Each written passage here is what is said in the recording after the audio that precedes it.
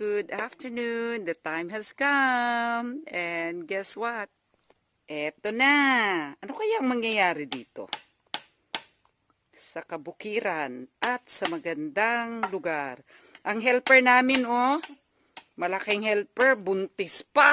Ano ba yan? Big help.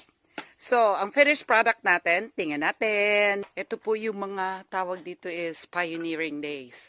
So, right now, we are already in November 2025. And the finished product ng isa namin ay ito po, napakasarap tulugan. And we'll show you pag ito ay nakalagay na sa tamang lugar. So, sa kabukiran, walang chemicals. There's no chemicals because this is natural. Alright.